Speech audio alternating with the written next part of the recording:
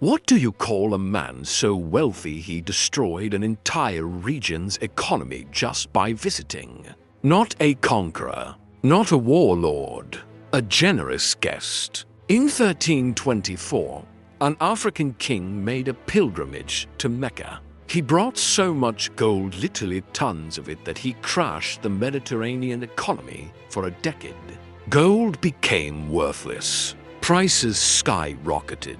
An entire economic system collapsed because one man was too generous. His name was Mansa Musa, king of Mali, controller of half the world's gold supply, the wealthiest human being in recorded history. He used gold the way modern nations use nuclear weapons, as a demonstration of power so overwhelming that no one dares challenge you. This is how one African king's pilgrimage became economic warfare, how generosity became dominance, how gold became a weapon that reshaped global consciousness. Welcome to the story of the man who was too rich for the world economy to handle. The Mali Empire at its peak. To understand Mansa Musa's wealth, you need to understand what Mali controlled: gold. Specifically, the richest gold-producing region in the medieval world. Modern estimates suggest Mali controlled between 50 to 80% of the world's known gold supply. The mines of Bambouk and Biot produced gold that flowed to North Africa, the Middle East, and Europe. Every gold coin minted in the Mediterranean, every gold ornament worn by European nobility, every transaction requiring gold currency. Most of that gold came from West Africa, from Mali, from mines Mansa Musa controlled. This isn't just wealthy king territory. This is controlling the global monetary system power. And in 1324, Mansa Musa decides to demonstrate this power through a pilgrimage to Mecca. Every Muslim is expected to make Hajj once in their lifetime if able. Musa is able, very able. He doesn't just go to Mecca. He creates a spectacle, a geopolitical statement, a demonstration of wealth and power so massive that it will be talked about for centuries. The caravan he assembles is staggering: 60,000 people. Soldiers, heralds, merchants, officials, enslaved people, family members. For perspective, that's larger than most medieval armies. It's a moving city, 12,000 enslaved people, each carrying for pounds of gold. That's 48,000 pounds of gold carried by people alone. 80 camels, each carrying 300 pounds of gold dust. That's another 24,000 pounds. Total gold in the caravan, over 70,000 pounds. That's 35 tons of gold being carried across the Sahara Desert. The modern value? Impossible to calculate accurately. Estimates range from $400 million to over $600 million in gold alone. But that doesn't account for medieval scarcity, when gold was far rarer and more valuable. Everyone is dressed in Persian silk, even the enslaved people, because Musa wants every person he encounters to understand Mali is wealthy beyond comprehension. This isn't just a pilgrimage. It's a marketing campaign, a geopolitical debut, an announcement that West Africa is a superpower and Mansa Musa is its sovereign. The caravan moves through the Sahara, an achievement in itself, organizing 60,000 people and animals across hostile desert terrain for months. But Musa doesn't just survive the journey, he uses it. Every Friday, the Muslim holy day, the caravan stops, and Musa commissions a mosque to be built. Not small prayer spaces, permanent structures, with imported materials, quality construction. Each mosque a statement. Mansa Musa was here. Mali's influence reaches here. These aren't just religious buildings. They're geopolitical markers, cultural influence made stone.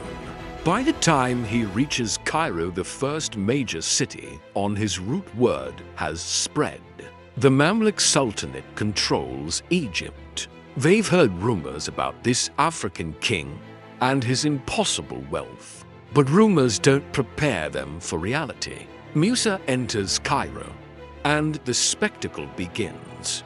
He gifts gold to everyone: officials, scholars, beggars, random people in the street. Not small amounts, lavish, overwhelming amounts. He purchases goods, pays in gold, doesn't negotiate, doesn't haggle, just pays whatever is asked plus extra.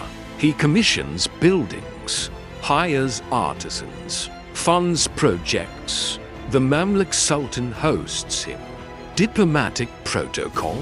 Musa brings gifts, mountains of gold, more gold than the Sultan has seen in his lifetime. For 3 months, Mansa Musa floods Cairo with gold.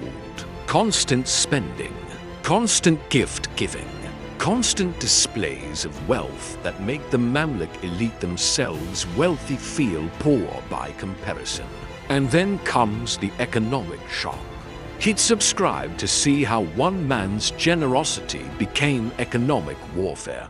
Because Musa's story is the ultimate lesson in how resources become power. Basic economics: when supply increases dramatically, value drops. Mansa Musa just dumped tons of gold into Cairo's economy. Suddenly, gold is everywhere common, almost ordinary, which means gold is worthless, which means prices skyrocket. This is hyperinflation, but not from war or famine or government collapse. From one man being too generous. Within months, the price of goods in Cairo has increased by 20 to 25%. Gold's value has plummeted. The entire regional economy is destabilized, and it doesn't recover quickly. Some sources suggest it took 12 years for gold prices to normalize in Cairo. One man's 3-month visit caused over a decade of economic chaos. Modern economists studying this event recognize it as one of history's clearest examples of single-person economic impact. No modern billionaire, not Bezos, not Musk, not anyone could crash a major economy just by spending money. But Mansa Musa did, because he controlled a resource the world depended on. And here's the fascinating part. On his return journey through Cairo, Musa realizes what he's done. The economic damage, the inflation.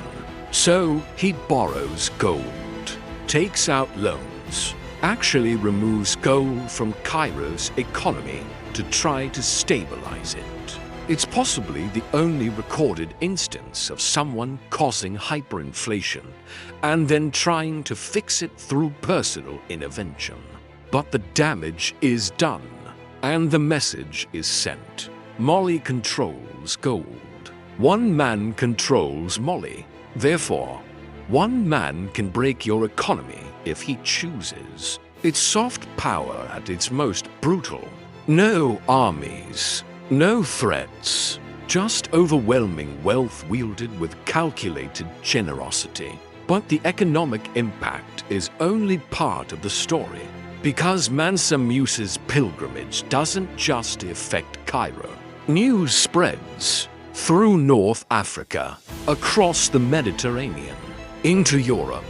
European traders hear stories. The Golden King of Africa, a land so wealthy one ruler traveling broke another region's economy. Before Musa, European maps barely acknowledged West Africa. Some vague coastline. Maybe here be monsters. Certainly nothing important. After Musa, everything changes.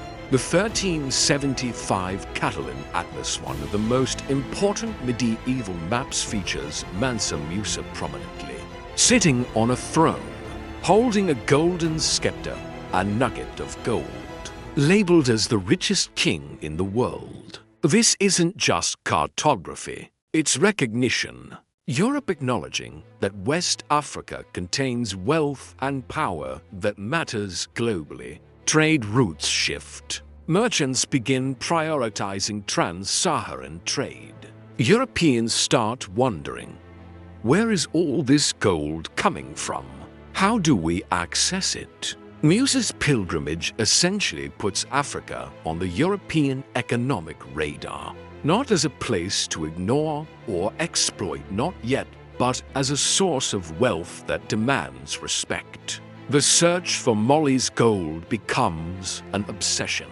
It will eventually drive Portuguese exploration down the West African coast. The desire to bypass North African middlemen and access West African gold directly. Musa created this through one pilgrimage, through calculated generosity that demonstrated power while destroying an economy. But Mansa Musa's impact isn't just external. He brings something back from his pilgrimage that transforms Mali internally. Scholars, architects, poets, jurists, Islamic intellectuals attracted by Mali's wealth and Musa's reputation as a patron of learning. He establishes St. or Madrasa in Timbuktu, which becomes one of the world's great universities, housing 25,000 students at its peak. One of the largest libraries in the world. Timbuktu transforms from a trading post into an intellectual capital, rivaling Cairo, rivaling Baghdad. Mathematics, astronomy, medicine, law studied at the highest levels. Musa brings back architects who designed the Jingaba Mosque in Timbuktu, still standing today. Over 700 years later, he commissions buildings across the empire, not just mosques, libraries, universities, infrastructure. This is what distinguishes Musa from other wealthy rulers. He uses gold to build permanent institutions, not just personal luxury, not just military power, cultural and intellectual infrastructure that outlasts him. Cairo's economy recovered. The hyperinflation ended. But Timbuktu's golden age, triggered by Musa's pilgrimage, lasted centuries. That's legacy, not just being remembered, creating systems that persist. And Musa understood this. The pilgrimage wasn't just religious duty or wealth display. It was nation building, establishing Mali as a peer to Cairo, Baghdad, Mecca, the great Islamic civilizations. It worked. For 200 years after Musa's death, Mali remained a power. Timbuktu remained a center of learning. West African gold remained essential to global trade. His use of gold as soft power, demonstrating wealth to command respect, funding institutions to build legitimacy, calculated generosity as dominance, created a template that modern nations still study. He proved that resources plus strategy equals power, that wealth without purpose is just metal, but wealth deployed intentionally reshapes the world. Mansa Musa remains the wealthiest person in history. Estimates range from $400 billion to over $600 billion in modern value. But that misses the point. His wealth wasn't just personal fortune. It was state power.